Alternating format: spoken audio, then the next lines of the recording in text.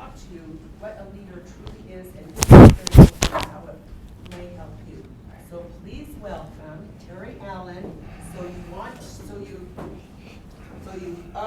So you managed to become a leader.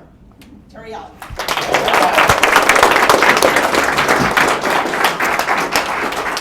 Thank you, Joelle.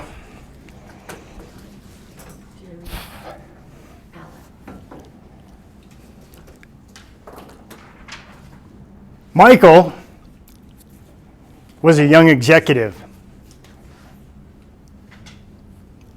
and he had done everything within his power in high school to secure the scholarship to the prestigious business university that he had always dreamed of going to. He attended that college, achieved his MBA, and then he went on to pursue his dream job at a prestigious investment firm. Now, he finally landed that dream job, and he was so proud. He posted his big accomplishment to all his social sites, Facebook, Instagram, and he started his very first LinkedIn account. And he had many well-wishers and not just a few young ladies send him friend requests after that. So after his initial training, Michael's assignment was to make some safe investments in some small companies. Now, Michael saw what he thought was going to be a sure investment to bring a great return to his company and perhaps even earn himself a promotion. So even though he realized it was a little beyond protocol, he invested $10 million of the company's dollars into this sure thing. Well, as you know, there are no sure things, right? Right before his very eyes, he watched his investment of $10 million dwindle down to nothing. So Michael's higher-ups had not noticed this error yet. So Michael prepared himself for the worst and realized that he was going to get fired for his big mistake. So the vice president of the company called Michael in one day to ask him about this big error. And Michael freely admitted that it was his mistake, and he understood that the vice president was going to have to fire him for that. And he said, "I understand you're going to have to fire me for this, and I only have myself to blame." Well, the vice president felt himself to be an empathetic fellow, and he said, "Now wait a minute, Michael. I'd be a fool to fire you now because we've just invested $10 million in your leadership training. What would you do if you had been in Michael's shoes? Would you be honest? Or would you try and make excuses? Blame the scrupulous swindlers that took advantage of your youthful exuberance and naivete? What would you have done if you had been in the vice president's situation? Would you have gave Michael his walking papers? Surely he's going to have to explain to his boss what happened to the $10 million. You could blame it on HR for hiring the young, reckless man. Well, this morning, let's examine some leadership traits. And then I'd like to share with you some techniques you can use to improve your leadership style and techniques. And then what are some things that you can do to help improve your Toastmaster experience and the experience at your club? So one trait that's familiar with many top-notch leaders is that they are adventurous, which can also be translated into being They're unafraid of change. They're unafraid of doing things others haven't done, and they're comfortable with being in situations that make other people uncomfortable. Take Richard Branson, for example, the CEO for Virgin Airlines and other Virgin Enterprises. He had a burning passion to be the first person to have his team navigate a balloon around the world. And after 4 tries, he had to ditch a balloon in the Pacific Ocean. And he gave up his dream when another team accomplished it before he did. But with total disregard for his own safety and his own comfort, he set out to pursue his goal. Now, another person I think of, historical figure that was willing to give up his position of comfort to pursue his burning passion, was Teddy Roosevelt. He was so incensed at the Spanish aggression on the island of Cuba when he was Assistant Secretary of the Navy that he resigned his commission and he recruited himself a volunteer army to go fight the aggression of the Spanish on the island of Cuba. And that's exactly what he did. They were called the Rough Riders. And he was allowed to fight with his Rough Riders alongside the regular army. General Wheeler later said, after the U.S. defeated the Spanish on the island of Cuba, he said, "We had to cut a barbed wire fence as we began our charge up San Juan Hill." And when Teddy Roosevelt stepped across that fence, he became the bravest, fiercest soldier I have ever seen. And as you know, Teddy Roosevelt went on to become our 26th President of the United States. So perhaps you don't consider yourself to be the adventurous type. Well, I have my own story of sacrifice for pursuing my burning passion. And that started about 4 years ago when I joined up with Toastmasters. For the first year that I was in Toastmasters, I never explained to my boss why I was showing up late every Thursday morning after our Toastmaster meeting. And my schedule was starting to get much more confining. So I changed jobs. That process actually took about 6 months of negotiating with my then future employer.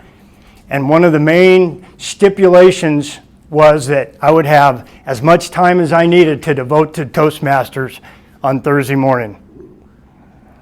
So I changed jobs in order to do that. I left about $20,000 on the table in salary, 401k, health insurance, truck allowance, future bonuses. But I had the opportunity to learn something the money can't buy. If money could buy good speaking skills, Bill Gates would be able to speak like Steve Jobs used to. And Warren Buffett, he could give seminars like Tony Robbins. But I consider the opportunity to learn public speaking skills to be priceless. Well, perhaps you don't consider yourself to be adventurous or willing to make sacrifices, and your idea of getting out of your comfort zone is to stay at a hotel that's only got less than 5 stars. Well, you're in luck. Because according to the Leadership Challenge, Kouzes and Posner, they polled 20,000 people on 4 continents trying to determine what leadership qualities people really look for in their leaders. And number 3, the third leadership quality people really look for is they want leaders that are inspiring. And the second quality that people look for is forward-looking. And the number one quality that people look for in a leader is honesty. People want their leaders to be honest, not just in their inner circle, but with everyone. And in the same spirit, the new CEO of Microsoft, Satya Nadella, he has given his leadership team the book Nonviolent Communication, because he claims that this book promotes empathy and kindness as being very important leadership qualities to follow. And he's done that and added millions of dollars to the company's portfolio as well.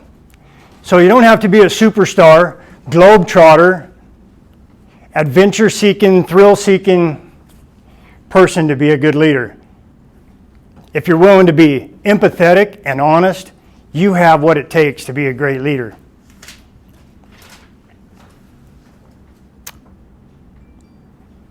I'd like to also, there's a couple techniques that you can use as a leader to help run your work teams.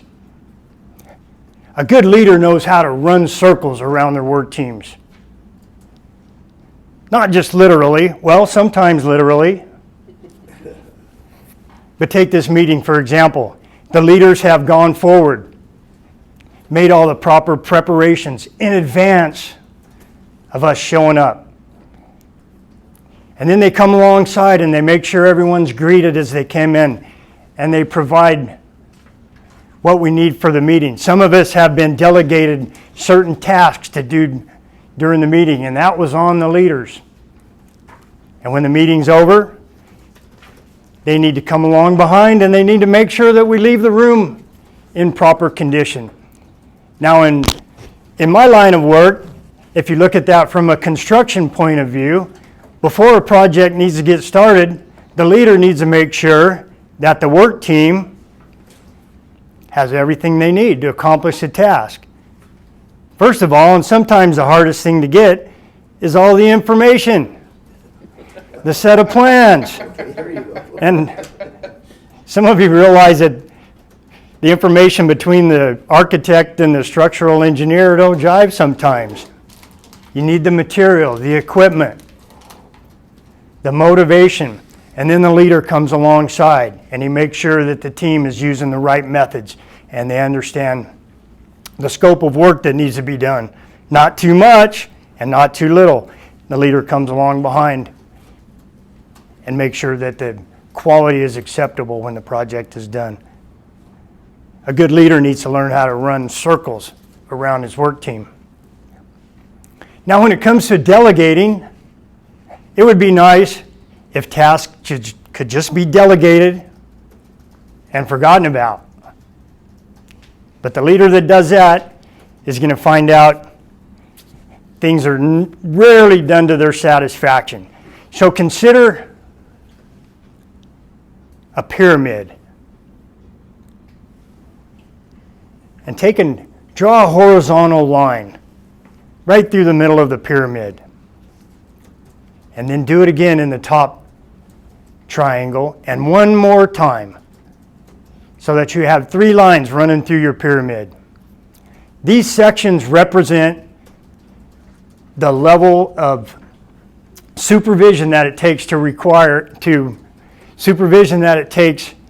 oversee the people that you delegate to. You can't just delegate a task and expect it to get done. The more complicated tasks require more supervision. And your job as a leader is to train your team members to move up that pyramid so that the majority of your workers are taking the minority of your time right at the top of the pyramid, and they know what they're doing. Because there's people in your club, there's people on your team that you know you can delegate the most difficult task to, and it's going to get done. Unfortunately, there's people on your team that when you delegate the easiest task to, you got to follow up with them and remind them and check on them all the time. So keep that in mind as you're delegating to your work teams. Now, some things that you can do in Toastmasters to help your team. As you know, right there on the website, it says Toastmasters, where leaders are made. So, I wasn't real sure what that meant. So I called the folks over at Toastmaster HQ. Said, you got like a little leader factory over there. Kapunk, kapunk, kapunk, kapunk. Here come the leaders out of Toastmasters. Leaders are made.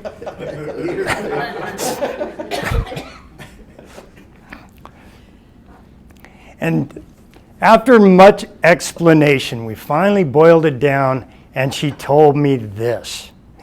The Toastmasters experience, leaders are made at Toastmasters by doing. Out of all the leadership material out there in the world, leaders are made by doing. They do the projects in Toastmasters, and they learn to lead by doing that. Has anyone experienced that? Has anyone learned to lead just by doing the projects at Toastmasters? By doing a speech, by doing evaluations, by volunteering, appointed, or drafted to become a club officer? That's Toastmasters' motto, and that is their plan for how leaders are made.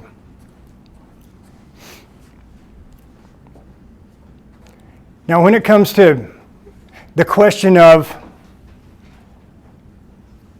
managing versus leadership,